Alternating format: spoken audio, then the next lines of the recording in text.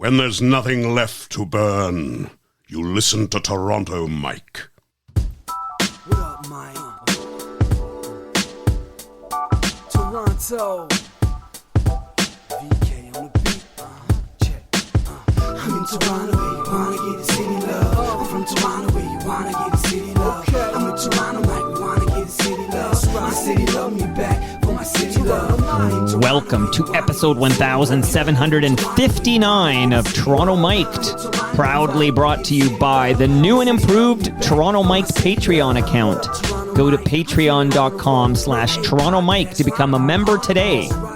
By Great Lakes Brewery, a fiercely independent craft brewery who believes in supporting communities, good times, and brewing amazing beer. Order online for free local home delivery in the GTA. Palma Pasta. Enjoy the taste of fresh, homemade Italian pasta and entrees from Palma Pasta in Mississauga and Oakville. Toronto's Waterfront BIA. Check out what's happening on Toronto's waterfront this summer. Blue Sky Agency, the official distributor of Silence quiet, comfortable, and customizable office pods. Create sanctuary within your workspace. RecycleMyElectronics.ca. Committing to our planet's future means properly recycling our electronics of the past. And Ridley Funeral Home, pillars of the community since 1921. Joining me today making his Toronto Mic'd debut, it's Avi Federgreen. Welcome, Avi, to Toronto Mic'd. Thank you for having me. I've been waiting for this moment my whole life. Your entire life. Okay, now I believe it because, usually when somebody is making their Toronto Mic'd debut, at least often, I meet them for the first time at the door. Like, it's got to be like an instant rapport. I'm like, hello, person I invited over who I've never met. Let's sit down and talk like we've been best friends forever and have a nice chat. But you're different. And how is that, Mike? I feel like we're already buds because we've spent a lot of time together, right? Yes, we have. I'm grateful that you're the producer of my podcast, Unleashed, and that we seem to find one another at all these Toronto events nonstop. It's quite crazy. Oh, we did bump into each other at the Imperial Ballroom of the Royal York Hotel. This was just last Friday, right? That was the Hollywood Suite breakfast. Yes, the Hollywood Suite Toronto International Film Festival breakfast, which you've been probably there many years prior, but until I started working with you on Unleashed, I never really knew who you were. But now you're the biggest celebrity in the room. So you're telling that's not true because Ben Johnson was there. Well, that's right, Ben Johnson. Wow. 979. That literally, that's his license plate, Ben 979. And I got to meet him because you introduced me. When I see Ben Johnson in a room now, it's kind of a wild world I live in where I go up to Ben and I smile because there's my buddy Ben. He smiles back. We talk like we're longtime friends. Ben Johnson considers me a buddy. Well, what was interesting is you actually had a starter's pistol and you shot it off in the room and he took off like a bat out of hell. So I produce Donovan Bailey's podcast.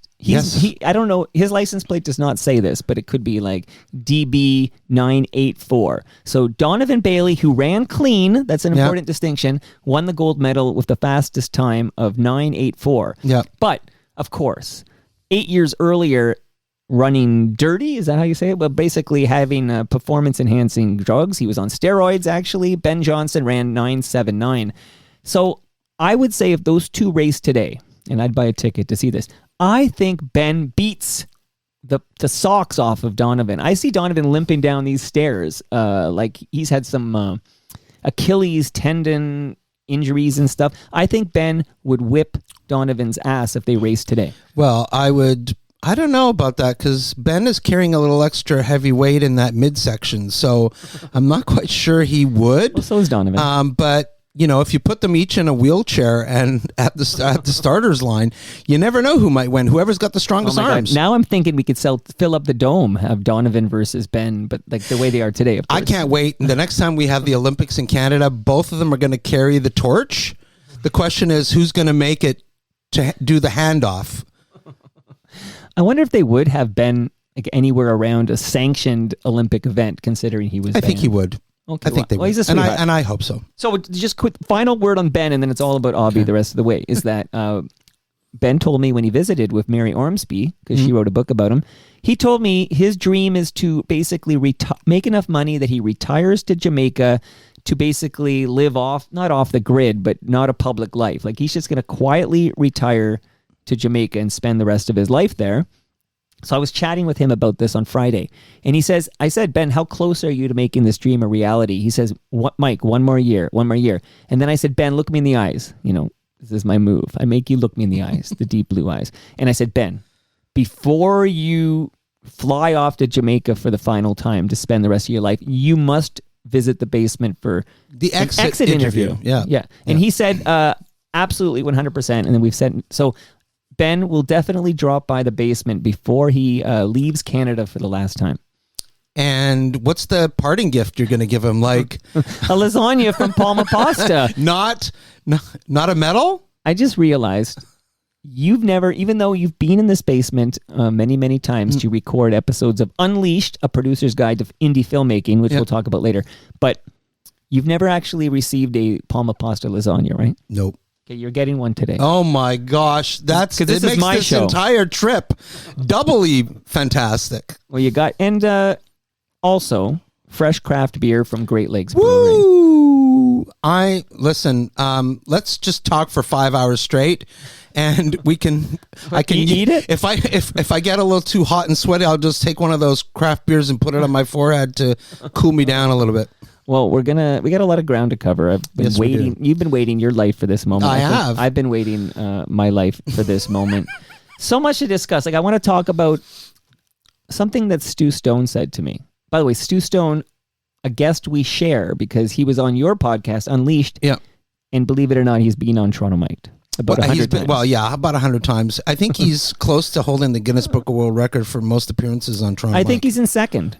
I think that record is held by Cam Gordon. Okay. And I think Stu's in second place. Well, I think there's many more years left of Stu Stone, so I think he'll probably surpass. I just saw the tattoo, the Tragically Hip tattoo. That's right. Dress rehearsal. This is our life. Yes. I just saw I took my 11-year-old to see a Tragically Hip cover band on Sunday. They're called Practically Hip, and they were playing the Kingsway music. What do they call the Taste of the Kingsway? Taste of the Kingsway. Yeah. And because I can't take him to see the Tragically Hip, and this is the best thing for my 11-year-old, and we had a great time. And I love that lyric from Ahead by a Century. They're my band. They will always be my band. Okay. And there's a Tragically Hip album right over there. Road I can Apples. see it. Road Apples on vinyl, which I can't play because I have nothing in this house that plays vinyl. But there it is. Spin it on your finger. Oh, and I saw Jay Gold at this on Friday. That's right, Jay Gold, the legend. Well, you gotta be careful because it's Jake Gold, but I saw Joel Goldberg there. Yes, and Joel. He went by the name Jay Gold. That's right, and he's the director of the Bruce Cockburn documentary that I distributed in Canada. Oh my God! Okay, so you have to don't be shy with how you're connected to everybody everywhere. Do you know he's got a doc in the can about James B? Yes, and actually I'm loosely involved in that one too. How are you involved in the James B? I'm probably going to be distributing it on VOD in Canada for them. So when you say distributing, what do you mean? I'll be releasing it on like Apple and Amazon and all those kinds of platforms for him. He's already pre-sold it to Hollywood Suites, and so the rest of the traditional VOD and stuff like that, hopefully we'll be working together on that. Do you think James B is famous? I had actually never heard of James B until Joel told me about the project, and then I did a bit of Googling and learned a lot about James B and his associations with people like Ms. Johnson, who you're very familiar with on Molly. That's correct. Big Molly head Big over Molly. here. Have you heard the Molly episode of Toronto Mike? No, but I heard about it on Friday to the point where I've earmarked it for me to listen to later this week. Okay, so I do want to know about our origin story, and I want to know about yours. I'm just holding up. This is the Look People album, and I have some vinyl in the studio I can't play, but this is James B's band. Wow, with great Bob Scott and Ian and Sylvia's son, Clayton Tyson. Tyson, of course, and Kevin Kern's in this band. Well, look at that. And he's Bare Naked Ladies now, and he's doing some work with the Rio Statics because I saw him when I got like a preview of the new Rio Statics Great Lakes. It's funny, everything ties together here. But Dave Bedini, yeah, absolutely. It was at the Paradise, I think it was, but it was great. And we got, so again, I want your, maybe can we start by me finding out, I'm very selfish on Toronto Mike, okay? This is not Unleashed, but how did you discover I exist? Like, how did we get connected? So my lawyer, Brenda Blake, is an active listener to Toronto Mike. It's actually probably one of her top podcasts that she listens to regularly. Why can't you just say it's her favorite? Because she never said that, and I don't want to step out of turn here. But I mentioned to her that I wanted to start up my podcast, and that I was looking for somebody to produce it. And she says, "Well, I've got the person for you." So this Brenda Blake, yeah. By the way, that Ben Johnson book, I'm getting a note on the live stream from Jeremy Hopkin. That Ben Johnson book that Mary Ormsby wrote with him is nominated for a Heritage Toronto Award. Wow. So it's a great book. Well, he might be able to leave in 6 months instead of a year now if that book takes off. Well, and he was at the Hollywood Suite event because they're making some kind of a series. Limited series, yes. But is it done like comedically? Like, is it a series? I got the idea like maybe it was more of a comedic spin on everything. I don't know if you have any details. Maybe it's like a mockumentary kind of thing. Maybe. Like Spinal Tap? Well, there's nothing even similar to Spinal Tap. Well, I'm except for the next Spinal Tap, which is soon to be released. How come that didn't make it to TIFF? I thought we would get like the new Spinal Tap at TIFF. Don't get me started with TIFF. Well, okay, I may go up. The vein on the right side of my forehead might snap. You know what? Have you been talking to Alan Zweig lately? I feel like he's been going off on TIFF. Listen, I can never get enough of Alan Zweig. I love Alan, and Alan's a great filmmaker. And one of the funniest docs I've ever seen is his When Jews Were Funny. Yep, I've seen that one. Yeah, I like. Speaking, it's funny. We were talking about all the vinyl I have in my studio that I can't play. On TVO, I caught vinyl. This is many moons ago. Yep, and I'm like, I like the way this guy does his shit, and I had it like a mental note. If I ever start a podcast, which I didn't know what a podcast was back then, but if I ever start a podcast, see if Alan Zweig will visit the basement. Listen, he's an amazing guy and has a massive vinyl collection. Has done some amazing documentaries that's premiered at Hot Docs and TIFF and many other festivals. Legendary documentarian. Absolutely, but his latest film was rejected by TIFF. So puts him in good company, right? Listen, my film was rejected at TIFF last year. So is that home free? Correct. Okay, so we're going to do a whole home. I'm going to close with the home free segment. Awesome. I want to let the listenership know that I have seen Home Free. And I've got a little clip and everything. We're going to talk about Home Free, absolutely. I have to wrap up the Brenda Blake discussion. So Brenda Blake is your lawyer, and correct. she's a big FOTM. Loves correct. the podcast. Why have I never seen Brenda Blake at a TMLX event? Well, I don't know. She's very busy, but she gets out. She definitely participates in a lot of the local jazz scene in some of the finer. Oh, then she knows James B. She probably knows James B. from Jazz FM. Yeah, she might very well, and she's been my lawyer since 2005, so 20 years. Okay, I'm dedicating this episode to Brenda Blake, a listener who connected me to Avi because Avi, I instantly liked you, and I love you. I love your podcast, Unleashed: A Producer's Guide to Indie Filmmaking. It's like you're delivering the Canadian film industry real talk, and I mean, just hooked to my veins. I think it's fantastic. Thank you.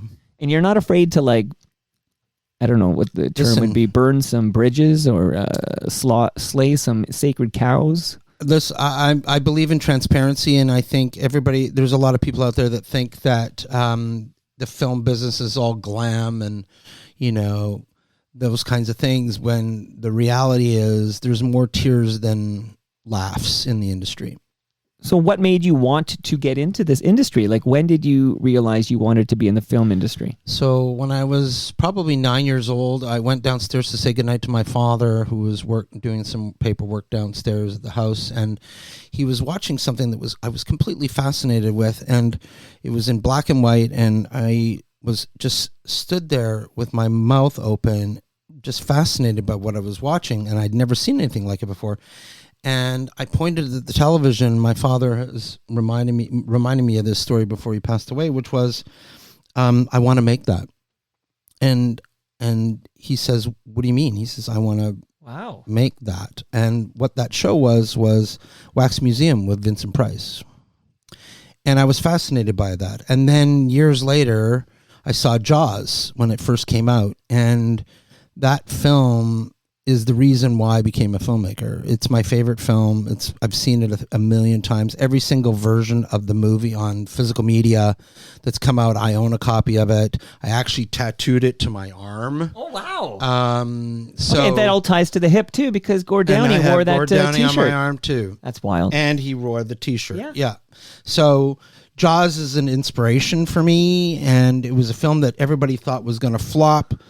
And it set the tone for many, many other films to be made, essentially. So I have a mug in my hand right now for the listenership who can't see. It says Redwater Entertainment.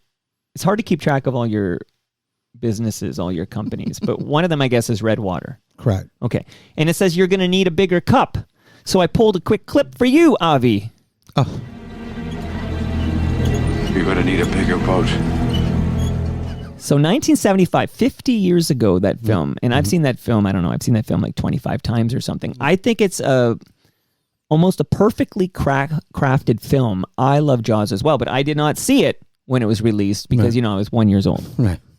And maybe if I saw it, I don't remember seeing it. But so you see, and I guess you're still a young man because you're not that older than me, but let me see your birth certificate. I need to check things out, Avi. But you see Jaws, and you're like, I want to be the Canadian version of Steven Spielberg. I mean, I was only 12 at the time, but I mean, for me, it was like I had never seen anything quite like it. And although the shark obviously didn't look real, but it felt real to me, and it felt like a real situation. And the cast was completely amazing. Richard Dreyfuss and Robert Shaw and Roy Scheider and Robert Shaw's amazing in that movie. His monologue about the sinking submarine is probably one of the best monologues in film history. Absolutely. Oh my God! I just watched. Did you see? I'm sure you saw it, but it was Jaws at 50. Yeah. The documentary was amazing. Yeah, the documentary. Yeah, it's amazing that thing got made, and it was 100 days over budget. 100 days over budget. Okay, it's crazy. Wow. Okay, wow. So you see, you're only 12 years old. You see Jaws, but then what's next? Like, I feel like I mentioned Stu Stone for a reason about 20 minutes ago. I brought up Stu Stone because when I was chatting with Stu about Avi Federgreen, I think when I met you, I said, "Hey, Stu, do you know this guy Avi Federgreen?" I'm not vetting you. I'm just, what's going on? And he says, this is Stu Stone speaking. He says, Avi Federgreen is the most prolific film producer in this country. Is that true? I would say I'm super excited to hear him say that. I have a huge amount of respect for Stu. Look, a number of people said that, and oh my goodness, look at that salad dressing. Would you like some on your palma pasta lasagna? I don't know. It's probably sat on that counter for at least a couple years. Well, don't fuck with ghosts. But listen, I put my blood and sweat into this industry because I love it so much, and I love collaborating with really amazing, talented people. And I love making film. I love the idea of being on set and making something super special. And I'm a big fan of being a mentor to the emerging feature filmmakers of tomorrow. Because if people like me don't help those filmmakers, there will be no tomorrow. So I care deeply about the business and about the content that I've made. And I've now made over 80 feature films in 30 years. And I would make all of them again, for sure. And does that mean you agree with Stu's statement? You're the most prolific film producer in this country? I mean, I'm probably the most, like, I put myself out there on social media and things like that, and talk about indie filmmaking and things like that. I appreciate him thinking that about me. A number of other people have said that about me. I'm grateful for, these commentaries about me. I think of myself as somebody who just loves what I do and would do it till I can't do it anymore. Print the legend, Avi. Let's just run with this. Okay. Let's make T-shirts. Okay. Avi Federgreen, most prolific filmmaker in Canada. All right, let's do it. By the way, when you're 12 years old watching Jaws for the first time, are you in Edmonton? Yes. So you're in, I just want to let I saw the film at world know. Oh my God, what's the name of the theater? It was on Jasper Avenue. Should I call Monica down? She'll know. Call Monica down. Ask her. Babe. She's up there somewhere. It was a multiplex with actually 2 theaters on Jasper Avenue, downtown Toronto, and Downtown Edmonton. And I was a doorman. Okay, you said downtown Toronto. Sorry, downtown Edmonton. And I was a doorman at the theater at the time.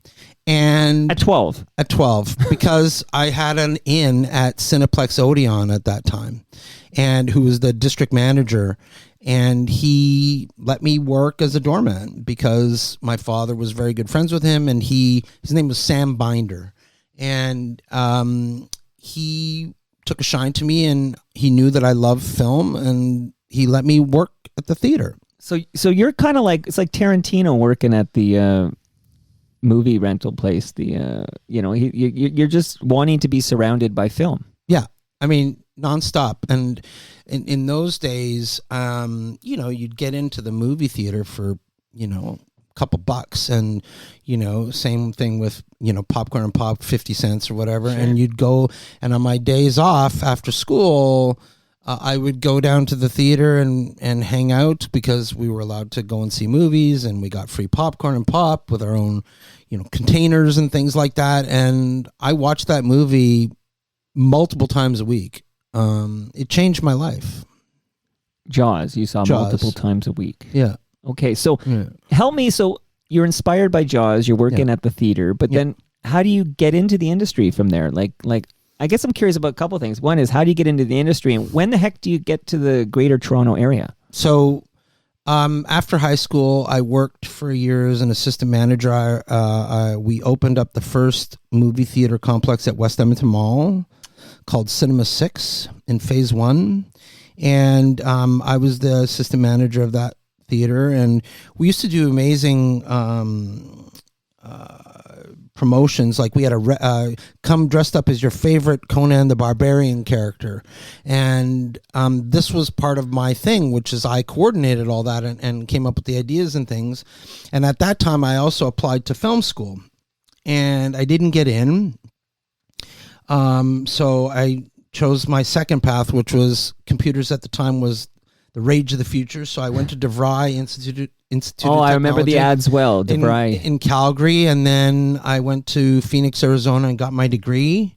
And I came back to Canada after a period of time in Arizona and then LA, where I did some stand-up comedy there. I didn't know this. And it was a race to the bottom, because unless you got onto Johnny Carson, you were never going to make it. So I learned pretty quickly after 6 months of being out there that I was never going to make it. Is this what Pauly Shore's mom's place? Did you ever do any stand-up I did, there? What was it called? The Comedy Store, the Laugh Factory, the Improv. What's her name? Mitzi? Is it Mitzi Shore? Anyways. I think it's Mitzi. Okay. So can you give me a vibe of like you as a aspiring stand-up? Because I produce a show for Humble and Fred, and Humble went to L.A., in the early 80s. Mine was 85. Okay, around that time, I feel there was a bunch of Canadians in LA trying to get on Carson. Yeah, and I mean, we were sort of like the early opening acts, and again, if you didn't get on Johnny Carson, you likely were never going to make it. But were you funny, Avi? I've known you a long time. You don't think I'm funny? Mike, I'm just being funny. Really beat up now. I'm just being funny.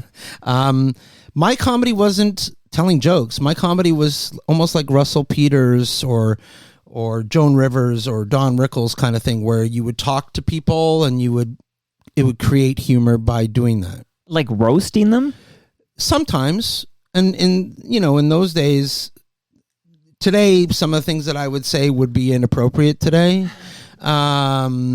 But in those days, it wasn't. And it was, people laughed or they would heckle you. And so you got a bit of both. Right. But the issue is that you could never make a living at it. Like, you really struggled and I was living in a 4-room place with 3 starving actors, and the room was costing me $75 a week, and I was basically living off of peanut butter and jelly sandwiches and mac and cheese.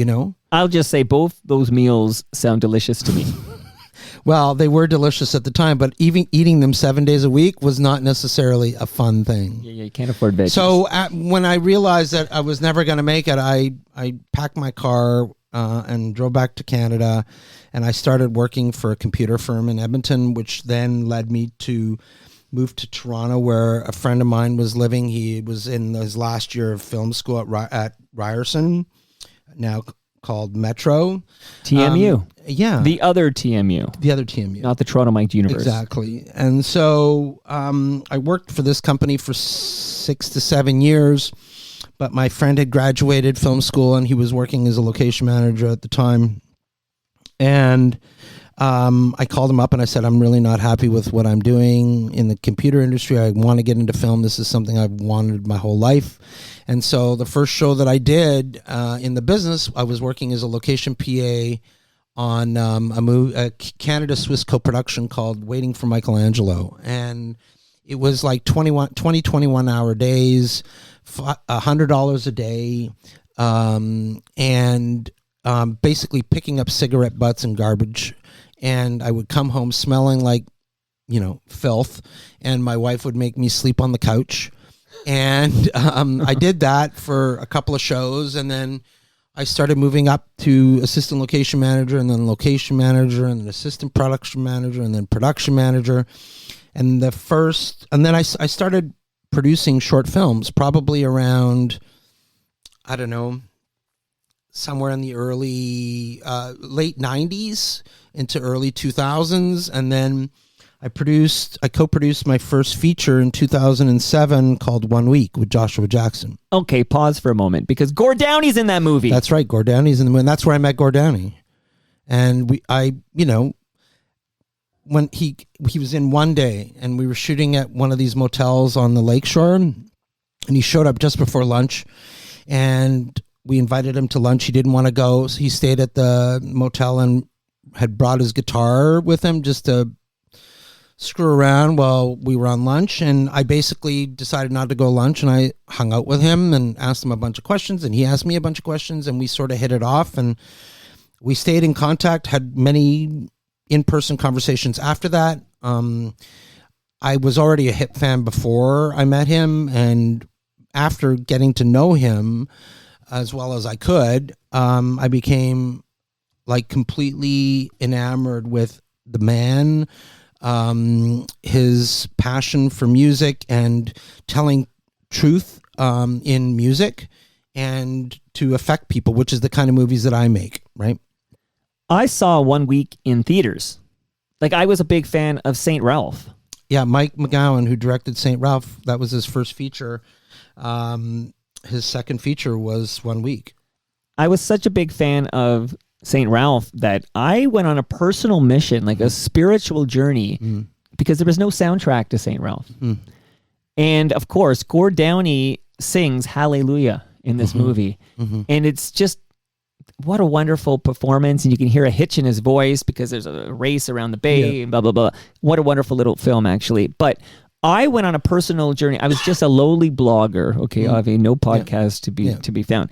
And I befriended a chap named Andrew Lockington. The composer who works a lot with the creator of Yellowstone and King of Kingston and things like that. So I hope I'm not telling tales out of school, but I got the story as to why they never released this soundtrack. The soundtrack includes a short version and a long version of Hallelujah performed by Gord Downey. And I have in my hand, I'm not even supposed to have this, Avi. I can't believe I might have to delete this before I release it. But this is an unreleased soundtrack to St. Ralph. You can touch it there, Avi. Oh my you can God, but there, that's it. That was thank you to Andrew Lockington. Andrew's awesome. I'm a big fan of Andrew's, and he was early. It was the infancy of Andrew in the film industry with St. Ralph, and then eventually, stayed in Canada, did a bunch of films, and then moved to the States and is now like a Taylor Sheridan composer, essentially, with a lot of his projects. Well, I'm glad to hear this, that him sending me that soundtrack didn't result in him getting on any blacklists or anything. That's good to hear. But you might, if there's a knock at the back door here, make sure I would put a camera out there to make sure it's not the RCMP who's looking for you. Oh my God. Okay. But now, of course, so that's how I kind of got introduced to the filmmaker, Mike McGowan or Mike McGowan. Mike McGowan. Yeah. And of course, 1 week, I want to talk about 1 week for a moment, because not only is it like a rare acting performance from Gord Downey, but also I'm going to shout out a couple more people. One composed the theme song, not for you, but the theme song to your excellent podcast, Unleashed, is performed by Joel Plaskett. Yeah, who was also in the movie. Also in the movie. Yeah, $1 Million was the song. And I hear it might be changing soon. Yeah, we have the song for the podcast will be changing as of October to a song by my second favorite Canadian band, Sloan. You know what? You and I have a lot in common. We should hang out more. Okay, I love Sloan too. But there's another name I'm going to drop on you. I've yet to get Joel Plaskett. I didn't get Gord Downey on the podcast either. A couple of great regrets here. Not too late for Joel, of course. But a woman who did come by and I had a wonderful chat with is M. Greiner. Oh, yeah, who's actually a very dear friend of mine. And actually, M appeared on 1 week because we had reached out to a bunch of singer-songwriters to play that part in 1 week, and we just were hitting a brick wall, and we had already started filming and had started driving across Canada to shoot the movie.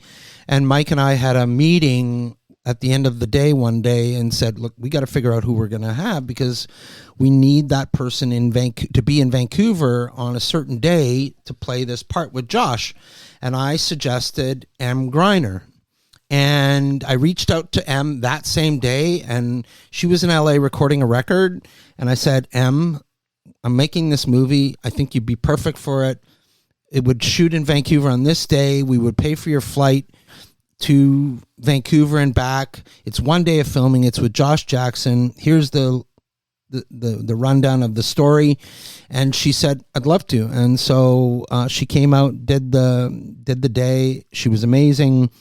I'm still a huge fan of M's, and we still stay in contact, not as much as I'd like, but I'm a big fan of M's, and she did an amazing job in the film. We'll take a number. We're all big M heads here, okay? Awesome.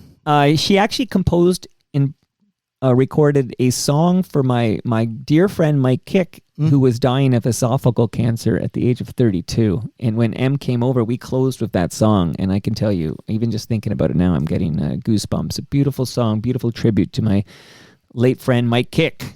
And M was gracious enough to let us use a song of hers in the movie Blackwing Bird, which is one of my favorite M. Greiner songs, to be honest. Okay, so here you are. This is like 2008 for those following along at home. 2007 we shot it. It played TIFF 2008. And probably the most amazing filming experience, driving across our great country, shooting at the world's biggest at every place we stopped, filming in Drumheller, Alberta, and Medicine Hat. We went to Tofino. That was the end of our across the Canada trip, and then came back to Toronto and shot in Ontario for another couple weeks. And the soundtrack is sort of, I would consider, one of the best Canadian soundtracks ever. I mean, we had Winter Sleep, we had Melissa McClelland and Luc Doucette, we had M, we had just an array of amazing artists that really, that soundtrack could stand on its own. Like, it really could. Well, at least it got released. No, we never released the sound. Oh. It was the early days That's of, a Mike McGowan move. Don't release the iTunes, and soundtrack. we created a playlist gotcha. for the film. Okay, well, digitize, man. That's what I say. Yeah. So I have some questions about these various, firms that you kind of start up. So one is Indie Can Entertainment. Yeah. So I guess I'm curious about, there's Indie Can Entertainment, but there's also Federgreen Entertainment. which I got a little audio clip for you on that one. But there's also, I mean, all over the place, there's Red Water Entertainment. Like, can you maybe do a little 101 on all these different So IndieCan Entertainment is my distribution company, film distribution company that I started in 2011 out of pure frustration about the landscape of distribution of film in Canada, especially and specifically more towards indie film than, bigger budget Canadian film. And it started with a film that I had made with my dear friend Sean Cisterna called Moonpoint, that we made for literally less than $100,000. And we couldn't get a distributor to take the film. And so out of pure frustration, I just said to Sean, screw it, I'm going to start my own distribution company, not knowing what that meant. And it was the first film that I released in February 2012. And we were very successful with the release of the film. We played in 11 cities. We opened at the Yonge and Dundas Cinema in February of 2012. Opening weekend, we had the fourth best box office in the theater, even including beating Tintin and Warhorse. Wow. And from that great theater run, I was able to sell the film to TMN at the time, which is now Crave. We sold it to Air Canada, and we sold it internationally. And that was the sort of start of my distribution company. And since then, I've opened up Red Water Entertainment, which is geared towards genre films like horror, action, sci-fi, that kind of thing. I opened up Pride Pictures, which is geared towards LGBTQ films. I have my own record label called IndieCan Records, which I started around 2015, which basically is a label aimed at emerging singer-songwriters. Through all that, then I started my podcast, Unleashed, which obviously the fabulous Toronto Mike is the producer of.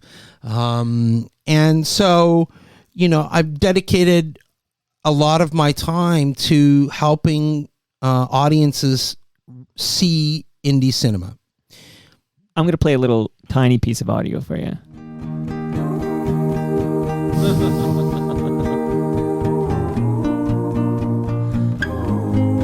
When you hear this little, I don't know, we call it a stinger, whatever we call it. So that is from the Great Lakes Swimmers, was at, and still is a huge, I'm a huge fan of them. Miranda Mulholland, who's in the band, the violin player, I became friends with. I think that their music transcended me into this awesome world of indie Canadian music at the time when I first discovered them. And I was grateful. I approached them and their manager at the time that I was starting this, I really wanted to have an animated logo and I wanted some music behind it. And this is Federgreen Entertainment. Correct, which is my production company. And you're Federgreen. Yes, because I'm Avi Federgreen. And they were gracious enough to let me use it. I love the synergy between your love of music and film and how they collide. Another film, I actually promoted this on Toronto Mike. I had on Jay Semko from the Northern Pikes promoting Things I Do for Money. Correct. Which is one of my favorite Northern Pike songs. Yeah. And shout out to Ridley Funeral Home, because Brad Jones from Ridley Funeral Home tells me his favorite band of all time, the Northern Pikes. And actually, at the end of the movie, we see we do the rendition of Things I Do for Money with the cast and with it's a salute to the film. Sure. It's a salute to the song. And I think he was gracious enough to let us use the song and the title. And we're very proud of that movie. We made that movie for peanuts. Okay, well, so many places I want to go here, but one I want to quickly shout out. We've already shouted out Gord Downey, who we miss every day. But there's another Gordon I want to shout out, Gordon Corman. Okay. Who I believe went to, I get this from Stu Stone and Cam Gordon. They like to tell me famous people who went to Thornlea Collegiate. Okay. I think Gordon Corman's on that list. Okay. But I read them like crazy, these Gordon Corman books growing up, like Bruno and Boots, for example. But you produced Bruno and Boots. I line producer. Produced. I can't tell the difference between a line producer, executive Bruno and producer. Boots. We did a couple of Bruno and Boots movies for Family Channel. With my friends at Aircraft Pictures, who had optioned the material and had developed the scripts, and that's how I met Anthony and Andrew from Aircraft, who graciously brought me on to help them make these. And from there, we went on and made Holly Hobby, which was a kids series that we also did for Family Channel and for Hulu and things like that. And I've done probably 6 or 7 projects with the guys at Aircraft. I think you are the most prolific film producer in this country, because I'm looking at just a list of films. It's not even in a complete list, but it is lengthy, and it's there's so many films, like so many things to touch upon. But I do want to spend some serious time with Home Free. Okay. But before we get to Home Free, when did you think about directing? Like, so we're talking about producer, and I personally, maybe you can explain it very quickly, but some things you're a line producer, then you're an associate producer, you're an executive producer. There's a lot of executive producer credits on here. So when did you say, hey, I want to direct? So my friend Justin McConnell, who directed Life Changer, and he's directed Clapboard Jungle and Skull World and a bunch of other films. We became friends at Fan Expo probably, I don't know, 13 years ago. Okay. And we hit it off. We were at this function and we had never met. We sat down, we got along really well, and we started talking about, projects and things like that. And we eventually, Justin wrote Life Changer, and then he brought it to me, and I loved it, and I said, let's make this. And so we went down the road of trying to finance it, which we eventually did, and we made the film. And from that, I need to go backtrack. Remind me of why I'm telling this story again. Okay, I think we're building towards Red Balloon, maybe. So basically, yes. So basically, we were traveling around the festival circuit. So we were traveling all over the world. We went to Fright Fest in London. We were everywhere. And then we got into the Busan International Film Festival. So we were there. Our film screened there. It was amazing. Like over 1,000 people would come to a screening of the film and ask for our autographs. Like they would literally corner us after the screening and want us to sign things and things like that.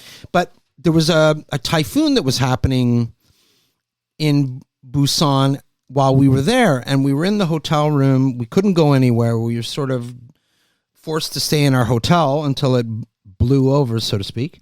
And we got to talking about our one career regret, and mine was that I had never directed anything. And so on the way back to Toronto, I decided that, you know what, I want to direct a short. And so when I got back, I made a post on Facebook. Instagram wasn't around then, saying I was looking for a short film that I wanted to direct. And within 3 or 4 days, I had over 100 submissions. Wow. Just people emailing me. And I had the support of Karen Walton, and who was an amazing writer and showrunner in this town. And she promoted this for me on Facebook as well, and a number of other people. And we Justin and I were heading to a festival in Mexico called Morbido, and so I had printed out all of these scripts and decided to read them on the plane and during our time in Mexico, and to decide which one I wanted to do. Well, I had read a bunch of them, and then all of a sudden this little script came up called Red Balloon. And I read it, and it was like, 10, 11 pages, and I cried my eyes out. And I said, that's the one I want to do.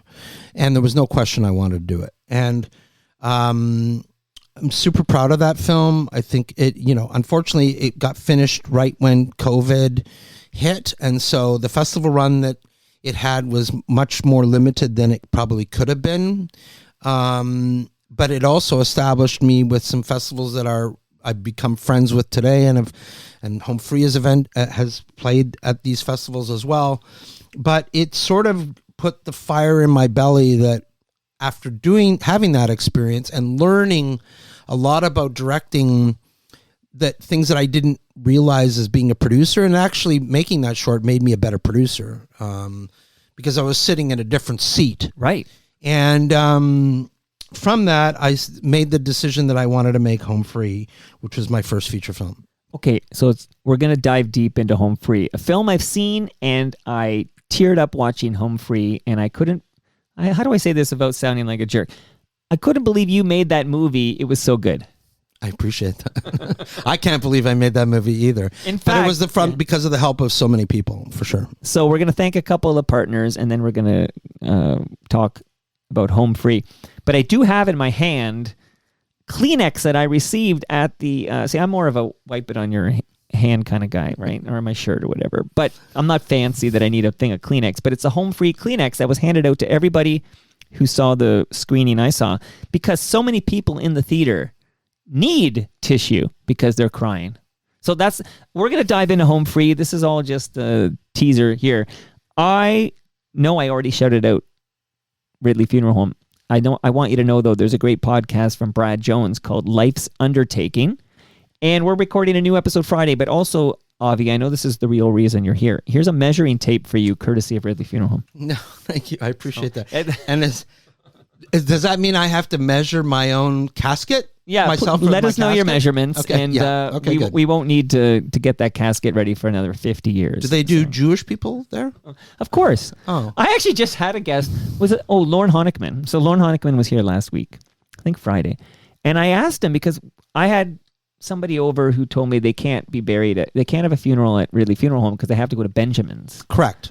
So can we have your funeral at Ridley Funeral Home? Or does it have to be unfortunately, I have to go to Benjamin's. Benjamin's holds the honor of burying all of us Jews. But there's another one, right? Steele's or something? Yeah, I mean, but Benjamin's is... That's the go-to. That's the go-to place. For those of the sure. Jewish faith. That's correct. Yeah. Okay, also, that's they where just Howard don't know Berger... that I want to be lit on fire and had ashes created for me, which is very much against the Jewish faith. Okay, well, I want things... But I want my tattoos taken off, which they do, and they can... And Wait. What do you mean? Like they take your skin off? Yeah, correct. And then they treat it in such a way and they put it in frames. This reminds me of Psycho. Right? Because Silence of the Lambs. Remember, he's but they're skinned both, the guys, yeah, the but people's both faces. Psycho and Silence of the Lambs, based on Ed Gein, a real life serial killer who would there's wear a movie the skin. coming out about Ed Gein. It's called Monster, the Ed Gein story. So we won't get too graphic here, but he would wear the skin of his victims. Correct. Okay, but no one's wearing your skin after they take it off. Maybe some of my foreskin was made into jewelry. I don't know. And and I also I'm not Jewish. I wish I was Jewish, but they also took my foreskin when I was a baby. Well, maybe there's some luggage made out of it or something. So if anyone saw some foreskin in 1974, that was mine, man. Okay, and give it back. Okay. By the way, shout out to Howard Berger, fellow FOTM. Avi, you're now an FOTM, but Howard Berger works at Benjamin's. Wow. Did you know that? Can you hook me up? He was one of my favorite. Well, I'm a Ridley Funeral Home man. Analysts and reporters. Are you kidding me? Well, he learned what many a sports broadcaster learned: is get out of sports and go into the funeral business. Right. Yeah. But I'm loyal to Ridley Funeral Home, so I appreciate that. But shout out to Brad Jones's podcast, Life's Undertaking. I already gave you fresh craft beer from Great Lakes Brewery. Yes. And Palma Pasta. By the way, Great Lakes is hosting us at the GLB Brew Pub, which is Jervis and Queens Quay. That's happening September 25th from 6 to 9. That's TMLX 20. That's happening, Avi. Wow. I don't know what you're doing on... Who's going? Anybody I know? Steve Paikin. What about Stu Stone? He's out of town. Or he'd be there. He'd be there. Are you kidding me? If Stu's in town, he's at a TMOX event. But he's all over the place. Well, Steve Paikin is quite the name drop right there. Well, I had to think quickly of a name you'd know, and Steve Paikin will be there. So I'm a fan come of and meet Steve Steve. Paikins. Steve was my most recent guest on Monday night, a tribute to Ken Dryden. Did he interview you, or did you interview him? I wanted to talk about Ken Dryden. Okay, well, that's one of the greatest goaltenders to ever live. Well, this is the thing about Ken. I never saw him play because I'm a bit younger than you. Mm-hmm. But so you got the 72 Summit Series victory, but then you have 6 Stanley Cups in like a 9-year career. Yep. Retires young. Yep. Actually took a year off in the middle there between cups to go article because he becomes a lawyer, right? And then a politician. But hold on. Before politician, he writes what is probably the greatest book about hockey, one of the great sports books of all time. So he's prolific, exceptional author. So he's a lawyer doing a lot of work with CTA, but he becomes president of the Toronto Maple Leafs hockey team. Yep. And then he becomes an MP, a politician, and he's a member of cabinet. Yeah. Like this, think about all these facets to his life and the contributions he made beyond being a guy who won 6 Stanley Cups. And the brother of Tony Esposito. No, sorry. That's Phil Esposito. The brother of, what was, Dave Dryden, who was the goalie for the Edmonton Oilers. Okay, you know what? That's true. And you mixed it up with the Esposito brothers because of the 72 Summit Series. Correct. And I've seen the documentary 100 times. Yeah. Phil Esposito, the heart of that team. Yeah.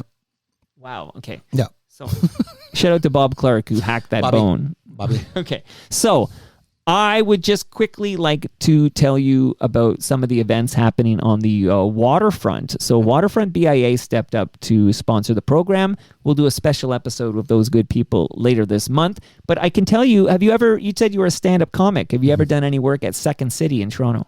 I have not. Okay, well, they're at 1 York. It's like York and Queens Quay. York and Queens Quay, yep. And they have a great play, I guess. What do you call it? A skit? Skit? It's a it's funny how I don't know. It's improv comedy. It's called Dual Citizens. It's a fast-paced comedy spectacle. That's what I'm going to call it. You can use that, Mr. Executive Producer. Okay. Stacked with razor-sharp satire, hilarious songs, if I could say hilarious, ridiculous characters, and their signature improv comedy. So come laugh with the Second City as they turn chaos into comedy. And again, I'm going to have a special episode of the Waterfront people very soon.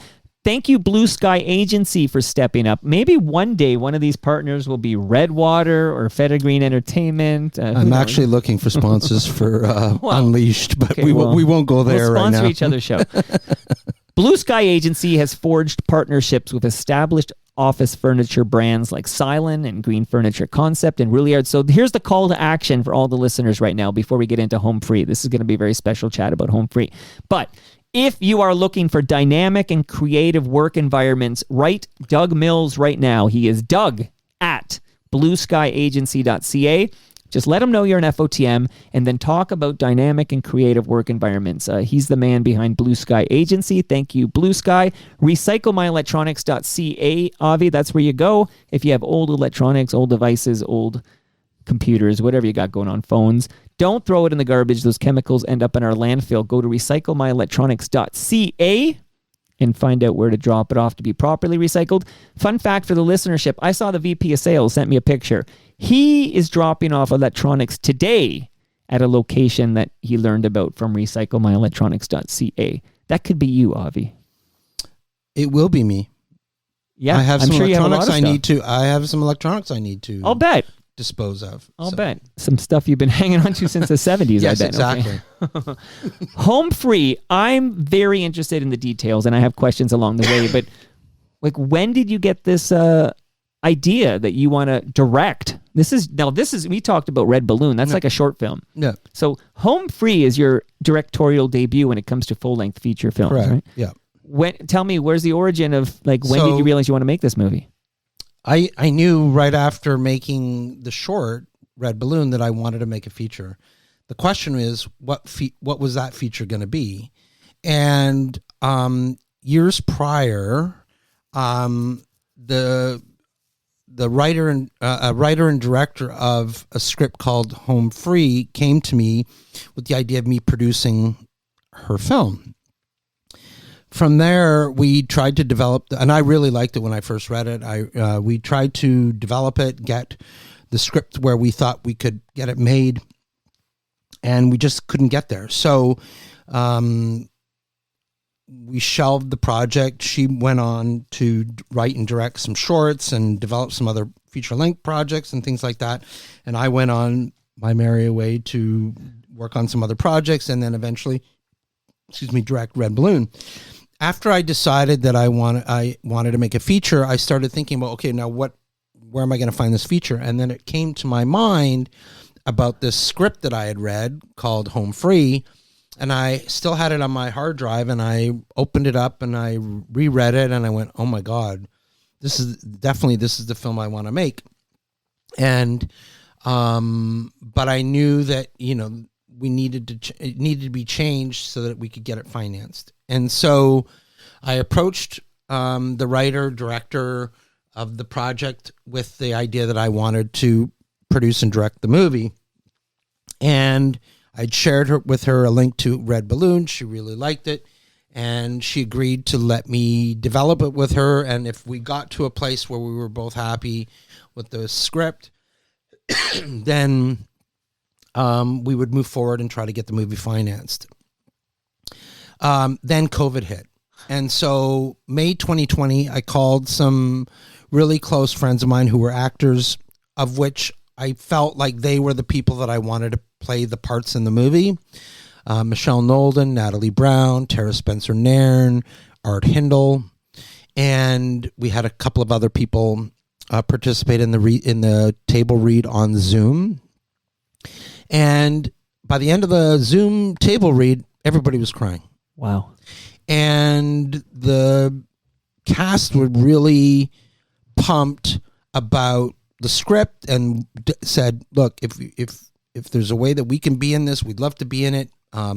Michelle Nolan, who played Rain in the movie, called me right after the table read saying, irregardless of whether she gets to play in the film or not, she felt that we should shoot the film at her house in Paris, Ontario. The Homer House. The Homer House. Wow. And I didn't even know what the house looked like. She sent a couple of pictures, and it looked like, oh my God, this is the right place. So when Ontario started opening up things again from COVID, myself and a few of the key crew went out to Michelle's house and walked around, and we said, yeah, we got to shoot the movie here. It's the perfect house. It's how I envisioned the house to be. It was an 1800s house. It was perfect. And it reminded me of the house in a movie called August of Saanche County, which is a movie that I use as a reference in what I wanted Home Free to be. And so then the next element is to try to get the movie financed. And we went to the funders 2 years in a row. We didn't get the movie funded.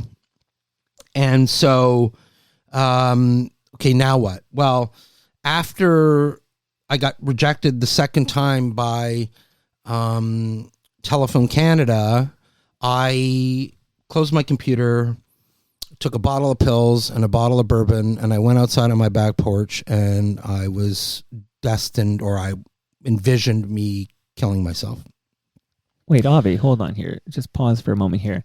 So you couldn't secure financing. Mm-hmm. The traditional funding models fell through, Yep. to put it politely. Yeah. And because this is your dream project and you're so committed to it, you decided time for me to make my exit? Yeah, I mean, I felt like I had done everything there was to do in the industry, and that the one thing that I hadn't done was to direct a feature that I was completely passionate about. It was my sort of dream project.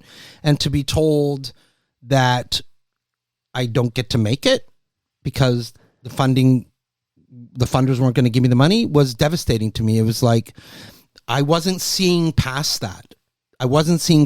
No. Because trying to raise non-traditional funding in this country to make a feature film is super hard. It doesn't happen every day. It happens very rarely now. And I felt like I was never going to make this movie. So what's the point of being here anymore? I couldn't see past that. And it was an immediate response to the rejection. And so I go outside. I'm 3/4 of the way through a bottle of bourbon, and my wife and daughter are up north. My daughter's going to day camp up there. My wife was working on a show here, and so she was commuting back and forth to her parents' cottage up in the Keswick area. Sure. And so she called me to say goodnight, and I was talking like a crazy person, like, I don't want to be here anymore. They turned me down. There's no point anymore. I've done everything else that I can do. They're not letting me make the movie. I'm done. And she basically kept me talking, and eventually I literally blacked out. Well, you took some bottle of pills. No, I didn't you get had to it- the pills yet. I had them on the ready. I had them on the ready. Okay. And I was at that point where, okay, so now I'm 3/4 of the way through a bottle of bourbon. Right. It's time. Like I was so numb to it all that I was just, had she not called, that might have been my next. Like, were you basically building up some liquid courage so that you could It wasn't that I was end it building all? up courage, because I had tried suicide many years prior, probably 10, 12 years prior. So I wasn't scared about it or anything. And I was just at the point where, if I'm going to do this, I want to do it where I really don't feel it happening.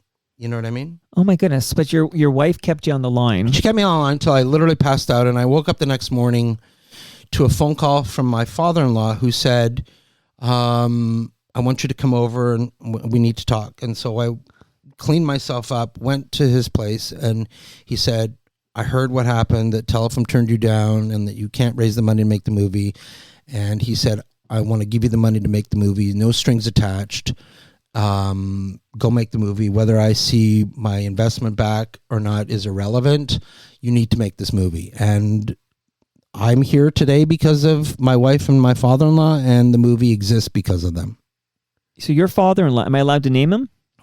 Let's just say Okay, you don't my have father-in-law. to. Your father-in-law. That's fine. Yeah. That's fine. Yeah, He's basically going to self-finance Home Free correct. because of his belief in you Yes, and your vision for this film. This Correct. your dream film. yeah, And this saves your life.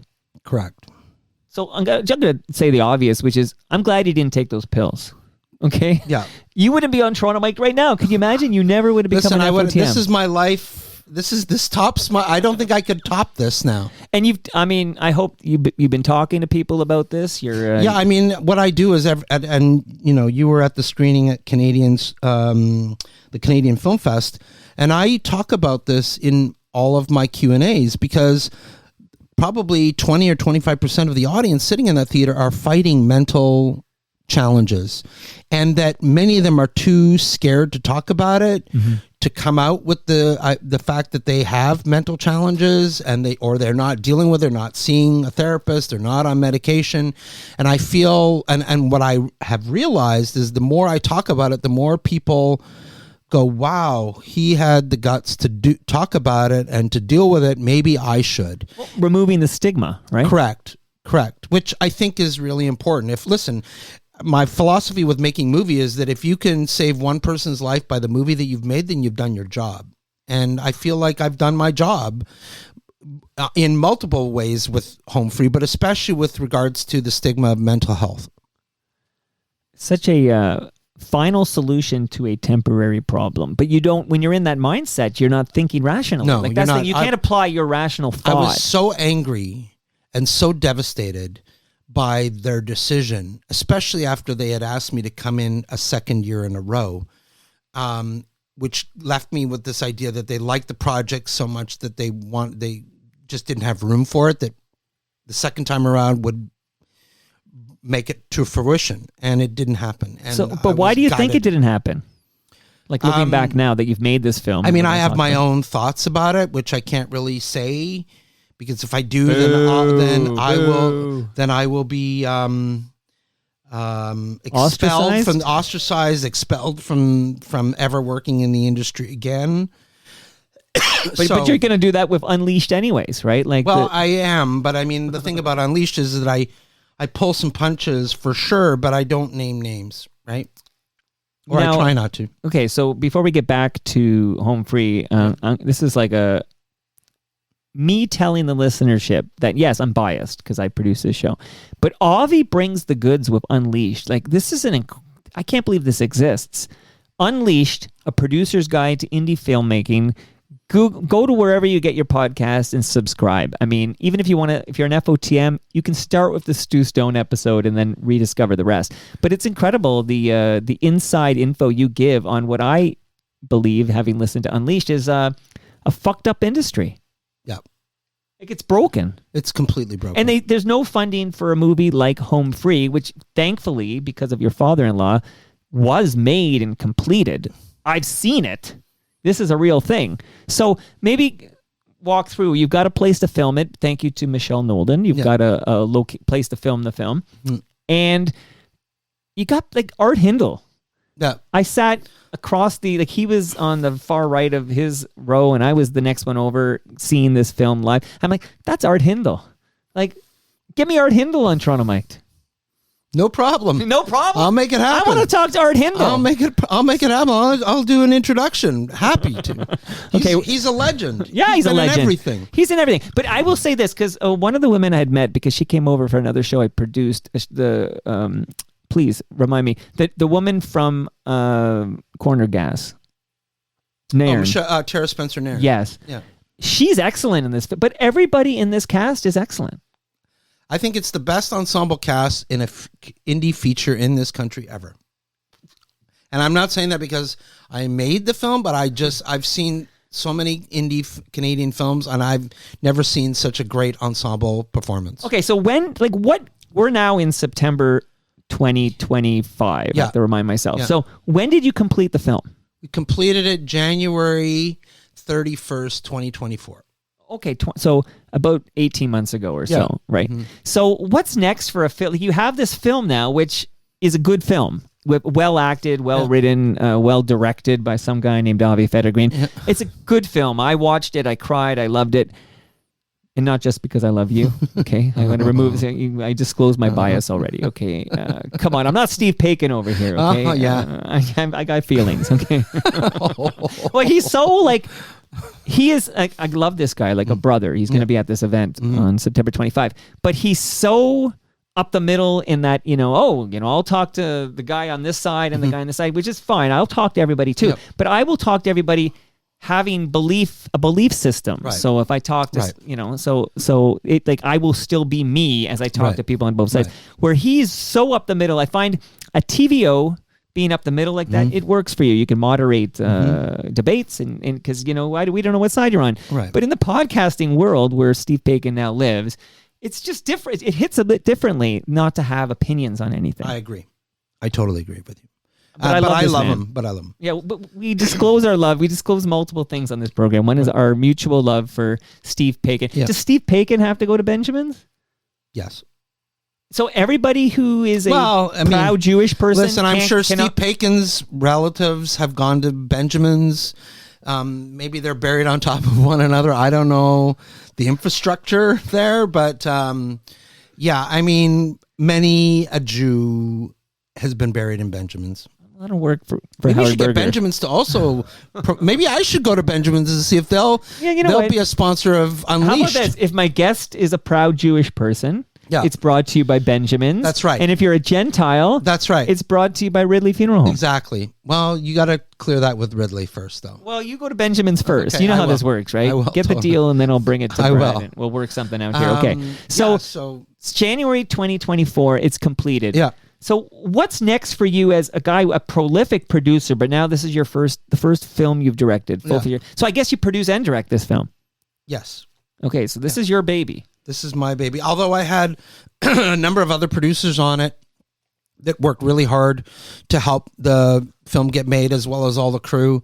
It's not a one-person film. It's a host of many people that put their blood and sweat and time into making the film, and it shows in the film.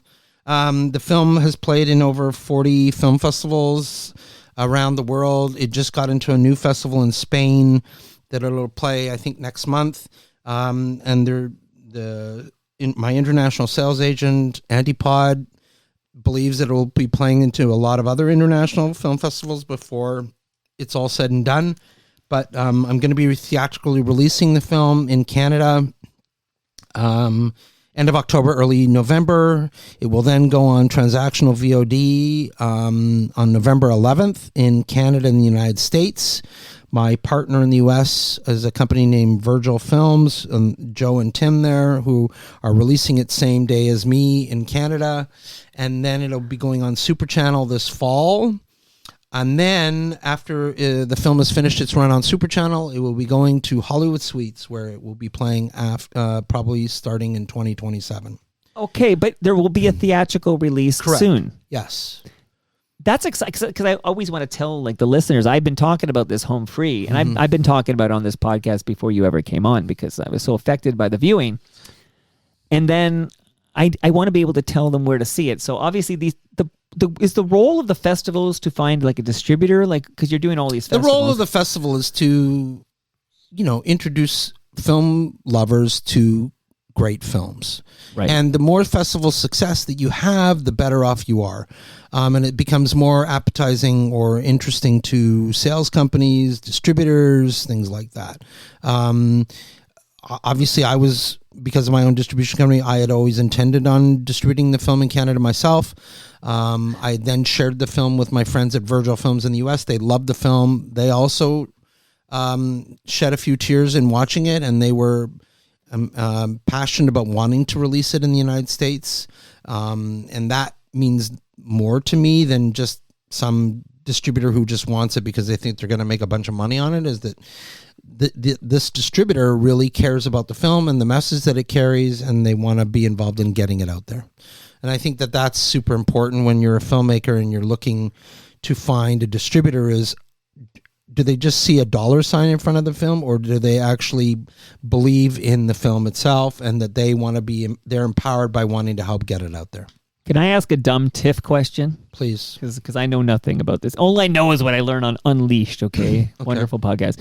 But, let's say, I was thinking of what, I read something Zweig wrote about his he was disappointed his most recent film was rejected by TIFF. Mm-hmm. And I have memories of seeing a documentary at Roy Thompson Hall called 299 Queen Street West, right, which I remember Sean Menard came over and said he was disappointed it was rejected by TIFF. So he said, fuck it, I'll rent Roy Thompson Hall during TIFF and do it myself, which is a ballsy move. And he did that. Right. He did that because I was there as well.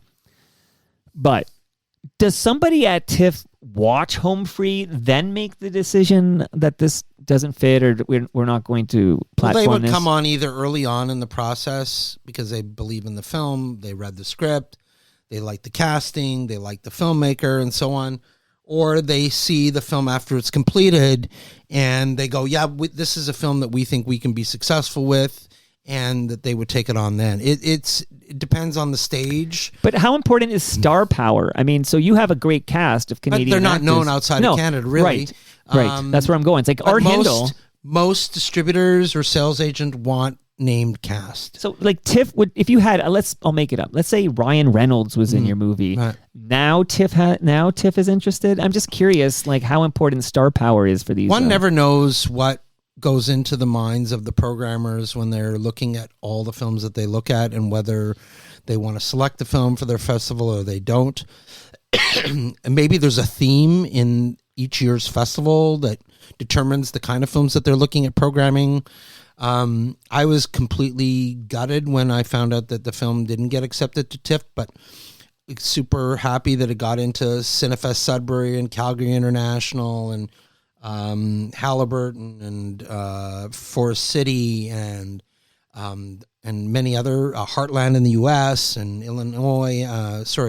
Indianapolis and a host of other places, Gasparilla in Tampa and Dunedin Film Festival in Florida. Those festivals welcomed me with open arms. They welcomed the film. The screenings were amazing. Yeah, I was going to ask what the reception is like. Many of them full houses with people that, stayed for half an hour or more for the Q&A.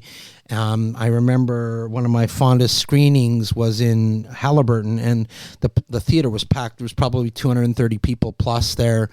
And every single one of them, when the film was over and after we had done about a half an hour Q&A, I had stood at the entrance of the auditorium, and every single person lined up to either shake my hand, kiss me on the cheek, or give me a hug. You're a very huggable guy. That doesn't very happen every day. Right. And the film touched them in many different ways, and that's that's the point of why I'm a filmmaker, is to affect people by the storytelling. So just to review here, there will be a theatrical release. So you said, did you say November? End of October, End of October, early November. Okay, so you can see it in a theater. Yeah. And then it's going to be on Super Channel. Transactional VOD like Apple. Oh, so you basically... Cable VOD as well. And then it'll go on Super Channel sometime soon after November 11th. And then at some point, it'll be on Hollywood Suites. Hollywood Suites, 18 months after November 2025. Okay, so congratulations on the fact that you hit it out of the... You're like Spielberg, although that wasn't his directorial debut, Jaws, but it might as well have been. No, but I mean, you made that truck TV movie. You use that as a launching pad to what are you going to do next, right? Like, you're only as good as your previous film. So you have to use that as a way of helping create new projects and develop them and then finance them and so on and so forth. So are you going to direct again? I'm attached to a bunch of things that hopefully will happen as I'll be a producer and a director on. There are some projects that I'm involved in that I'm working with friends like Joshua Demers or Reese Evanescen of their projects that I'm producing that we're trying to get financed now. My friend Gaurav Seth, we have a project that we're going to be moving forward with Hollywood Suites on called Hit and Run that we're hoping to shoot next year. So, there's always projects in the pipeline. It's just whether or not you can get them financed or not. Will you ever work with Stu Stone and Adam Rodness from 757 I Films? can't get on my knees any more times to them to let me be involved in some way, shape, or form with any of their projects. I think they're great. They are passionate. They are Noah's not an option type of filmmakers like me. And they're just awesome, and I have nothing but positive things to say about them, and I would love to work with them. Okay, so again, congrats on Home Free. I loved it very much. Thank you. I think Stu's exactly right. You're a prolific filmmaker, a long list of things. I'm sure there's a lot more coming up. You've got a lot of different businesses. We've talked about IndieCan, and we talked about Federgreen Entertainment. Mm-hmm. You have a fine podcast people can subscribe to right now called Unleashed. Mm-hmm. So we've done 7 episodes right now, and our next episode is happening next week. And, again, I have to warn you, Mike, you can't get all, fanboyish on our next guest. She shoots, she scores. You remember this? Do you remember that? Yes, I do. She shoots, she scores. Should we tell the people? Tease this guest. You have a big guest. We have a big guest and a very good friend of mine, the wonderful, incomparable Megan Follows. Is that how you say the first name? That's how I say it. But does she say it like that? I think never it's asked her. I think it's Megan. Megan. She's amazing. She's a director. Was Anna Green Gables. Of course. She's been in tons and tons of shows. Megan Follows. And she is a delight. And I'm looking forward to having her on Unleashed. Well, listen, if I poach that guest from you, take it with love. No, do it, but don't poke her too much. Megan, she shoots, she scores. It was a CBC movie, right. And I guess I was about 10 years old. I'm not quite sure if there's a context to to that statement. But I remember, was it the guy from Murdoch Mysteries in that? Is that him? I don't think so. What's that? Who's the Murdoch Mysteries guy? Don't make me Google this. You don't watch it, but I'm surprised you haven't had I had this chat with Joel Greenberg the other day. I was recording his podcast, and every guest he has on had a guest role on. How come I've never been invited on Joel Greenberg's show? Well, you got to work in theater. It's not his show is about theater in this country. Well, I'm trying to make a theater project right now. Well, okay, I'll talk to Joel because he'll do a 4th season for sure here. Why am I blanking on Yannick Besson? Yannick Besson. I'm going to Google it now, but I think Yannick Besson, I think it was him and Megan Follows in that movie. She scores. She shoots, she scores. Oh my goodness, do you think I'm going to... Here, I know. Listen, you want a vamp? Well, sounds like a porno movie. Yeah, well, that's... well, maybe it is. See, you can't even find it on Google. No, but I saw it on CBC. I think you saw it in one of your dreams. Did you see it? You know what I'm talking about? I did see it. And I know Megan was in it, but I don't know if She starred in Yannick it. was in it. I know. I want to get this right. Okay, can you just bear with me here? I got a long theme song. That's what Rob Proust did for me. I love this episode, and you'll be on again. But I wish you so much continued success here. Thank you.